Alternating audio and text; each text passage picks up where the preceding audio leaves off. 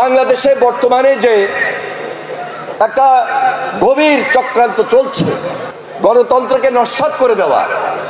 ভোটের অধিকারটা যেন প্রতিষ্ঠিত না হতে পারে, এই যে চক্রান্ত, এই যে ষড়যন্ত্র, এই যে বিএনপির বিরুদ্ধে অপপ্রচার,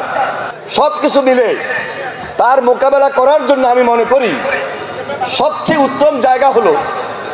বলিষ্ঠ কথার স্থান হলো এই সাবেক এবং বর্তমান জাতীয়তাবাদী ছাত্র দলের সকল পর্যায়ের নেতৃবৃন্দ। আমরা সচেতন আছি, আমরা সতর্ক থাকব এবং বর্তমান ছাত্রদল এবং প্রাক্তন ছাত্রদলের সকল পর্যায়ের নেতৃবৃন্দ যে যেখানে আছি সর্ব জায়গায় থেকে বলিষ্ঠ ভূমিকা এমনভাবে পালন করব যেন আমাদের লক্ষ্য যেটি ছিল এই ফ্যাসিস্টের বিরুদ্ধে, এই অত্যাচারী হাসিনার বিরুদ্ধে আমাদের টার্গেট সুন্দর বাংলাদেশ গড়ে তোলা, আমরা সেখানে বলিষ্ঠ ভূমিকা পালন করার ক্ষেত্রে বিএনপির ভারপ্রাপ্ত চেয়ারম্যান জনাব তারেক রহমানের হাতকে শক্তিশালী করব এবং ওনার নেতৃত্বে এই বাংলাদেশে একটা স্থায়ী সত্যিকারের গণতন্ত্র প্রতিষ্ঠিত হবে, এটাই আমাদের প্রত্যাশা।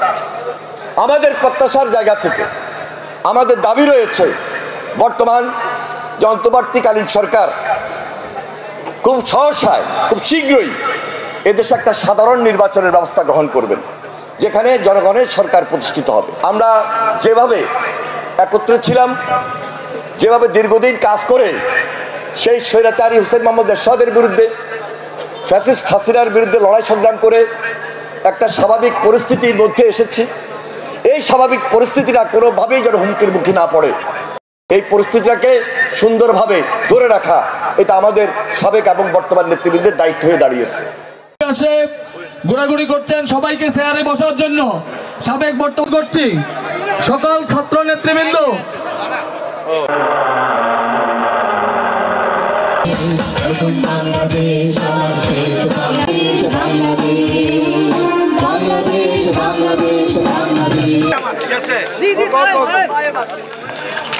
সবাইকে করতালি দিয়ে